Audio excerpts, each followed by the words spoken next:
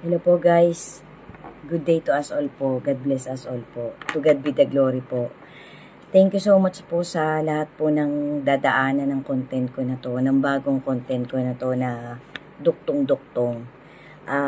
Bali part 12 na po to ng life coach, life motivation, POV ko na rin po. Life lesson na rin po. Thank you so much po sa ating lahat na kahit papano nagtatalaga, nagbibigay ng konting time para makakita o makapagtapos ng isang video, ng isang content na kahit saang platform makikita niya kahit papano magkakaroon siya ng katiting na interest para tapusin. Sigad na po ang bahala sa inyong lahat na makakakita ng bawat content ko na ganito. Kasi madalas po kasi mga maiigsing content lang ang talagang tinatapos at pinupusuan ng iba. Tsaka yung talagang kwelang-kwela, yung talagang mga paborito na nilang content creator, yan pinupusuan po yan madalas. Well anyway, wala pong sino mang pwedeng mamilit na magpuso ng kahit anong content na nakikita ng kahit na sinong human being globally. Well anyway, sa panahon po natin ngayon na dilat na katotohanan po, facts na facts po, 2,000% po, 10,000%, na bibihirang tao na lang po ngayon ang hindi nakakaalam na ang generation natin ngayon ay last generation of humanity. Yan po ay totoong totoo. Kahit ano pang pagsasaliksik o pagre-research na gagawin ng kahit na sino, we are all heading to the last generation of humanity. Facts na facts po yan. So anyway guys, ang content ko po na to, ang context po nito ay tungkol talaga sa beatitudes ng ating Panginoon. Kung susumahin po natin, ang beatitudes po ay parang personal POV ko po, ito po ay parang in one word ay good karma. Ibig sabihin sabi nga po, kung anong ibinato mo, pupulutin mo din. Ibig sabihin, kung anong ibinato mo, babalik din sa'yo. Kung anong ibinigay mo, babalik din sa'yo. So, kung puro sama ng loob, puro paghihiganti ang itinatanim mo, madalas ganyan ang itinatanim mo, malamang ang aanihin mo, puro ganyan din. Puro sakit sa puso, puro hinanakit sa puso. Pero kung ang itatawid mo pagmamahal, pagmamalasakit, being a little considerate, o a little prayer to anybody, ang balik niyan sa'yo good vibes din.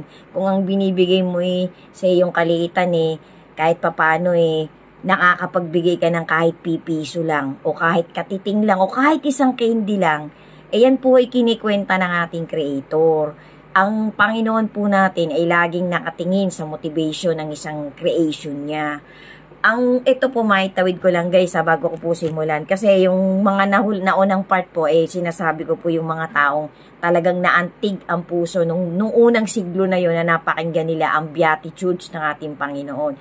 Ulitin ko lang po ulit. Para po sa akin, POV ko po, ang beatitudes po ay parang revision, parang pagbabago ng Panginoon sa 10 utos ng ating Panginoon, na ating Creator. Kasi ang 10 utos po ay hindi naman totally nire-revise. Yan po hanggang ngayon tinutupad pa rin po ng mga talagang Kristiyano. Kaya lang, kung talaga pong ating susundin ng New Testament ng ating Creator, ang 10 utos po ay na-revise na. Ibig sabihin, parang na-enhance, parang nagkaroon ng upgrade. Kasi nga po, hindi na po talaga totally hindi naman sa hindi kalugod-lugod, kundi hindi na po 100% na talagang ang Panginoon ay pinagbabasihan pa ang 10 utos ng Diyos. Kasi nandun na po tayo sa New Testament. Kaya po ang pinakahuling pinadala ng ating Creator ay ang kanyang bugtong na anak, ang kanyang anointed one.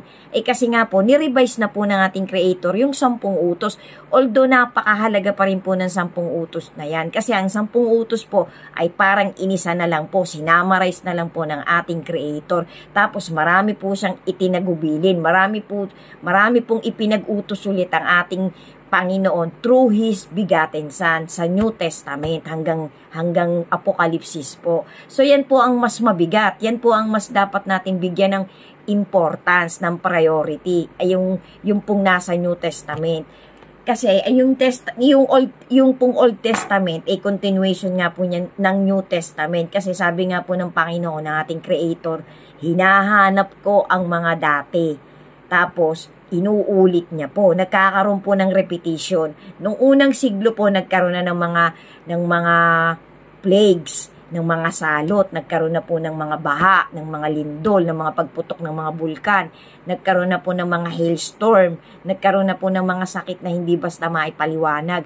Until now po ay nangyayari ulit. Kasi nga po, makapangyarihan po ang Word of God. Lahat po ng nangyayari ay sinalita ng Panginoon. Excuse me po. Kaya para po sa akin guys, ito po yung personal kong POV. Nasa sa inyo po yun. Gamitan po lagi natin ng discernment, ng sarili nating discretion, ang bawat platform na nakikita natin, ang bawat content na nasa isang particular platform, bago po tayo magkaroon ng pinaka-ano natin, ng pinaka-comment natin. Kasi mas maganda po talagang tinatapos natin para sa akin para po naninilay natin, na nabubulay-bulay natin kung ano talagang inihahatid nung gumawa nung content na yon, nung content creator na yon. Kasi madalas po, kapag po talaga spiritually speaking, kapag po talaga biblically speaking, yan po ay madalas ay facts. Mangilan-ngilan po talaga, pero padami po ng padami ngayong generation, ng last generation ng humanity, yung pong apostasy, yun nga pong pagliligaw, yun nga pong deception, yun nga pong materialism, yun po ay facts. Facts po yan guys. Wag na po tayong magkibit-balikat. Wag po nating i-ignore ang mga nangyayari sa paligid natin. Kahit po mismong dito sa kinalalagyan natin, itong lugar ng bansa natin na to. Pwede po nating sabihin na kung anong nangyayari sa around Asia, sa iba-ibang bansa ng Asia, ay nangyayari din po talaga sa iba-iba pa rin kontinente. Kasi nga po, yun po ay talagang nakatakdang mangyari. Sabi nga po, there's no such accident in this world. Lahat ay meant to happen. Lahat ay there's a reason something behind. There's a reason something sa bawat incident, sa bawat sequel ng mga nangyayaring mga kalamidad, mga kung ano-anong parang paparating ulit na pandemic. Yan po ay nakatakda guys. Yan po dapat acceptance po talaga ang dapat nating gawin ang pagtanggap po talaga. Kasi nga po dapat meron din tayong konting preparedness, meron tayong konting awareness. Kasi wag po nating baliwalain, baka po kasi pagdatnan tayo ng isang pagkakataon ng buhay natin na hindi talaga natin iniisip ang mga tagubili ng ating creator. Kasi sabi nga po, nasa New Testament po yan, dadating ako sa oras na hindi nyo ako iniisip. So, mas maganda na po, pakita natin sa creator natin na mas madalas talaga, iniisip natin siya. Lagi po natin yung isisingit sa bawat insidente ng buhay natin. Kasi ang mga bagay-bagay po ay napakahirap arukin, napakahirap unawain. Kahit po matalinong tao ka pa, hindi lahat ng mga pangyayari ay kaya mong bigyan ng explanation. Kasi infinite po ang Panginoon natin Marami pong mga matatalinong tao na napakarami pa rin pong question sa kanilang mga iniimbento, sa kanilang mga theories, sa kanilang mga conclusion. Napakarami pa rin po nilang tanong. Libo po, minsan po milyon. Kaya nga po tuloy-tuloy ang research ng mga scientists Kasi ang sabi nga po sa science nasa 10% pa lang po hanggang 20% ang natutuklasan globally. Kung ano-ano sa ilalim ng dagat, dito sa palibot natin, sa universe, halos 10 to 20% pa lang po. Mantakin nyo po yun, papalapit na po ng papalapit yung 1,000 years ng paghahari ng ating Panginoon Lord Jesus. Halos yun pa lang pong porsyento na yun ang kayang ipaliwanag ng science. So talaga pong totoo yung sinabi ng Panginoon na hindi nyo kagaya ang aking pag-iisip. Kung gaano kataas ang langit na yan, ang universe na yan, ganun mas mataas pa po dyan ang pag-iisip ng ating Creator. So thank you so much po. Sundan nyo pa po guys. Ito po ay personal POV ko. Sana po talaga umpisahan nyo po mula part 1 hanggang final part itong content ko na to. Kasi I'm sure po kahit konti lang pong booster na makakapagpatibay pa sa faith nating lahat, meron akong maitawid pang-booster po para mas kumapit pa po tayo ng matibay sa mag-ama, sa ating Creator at sa kanyang bigatin Son. To God be the glory po. Thank you very much po to each and every one of you who finish my content. God bless us all po. Sundan nyo pa po yung susunod. Amen.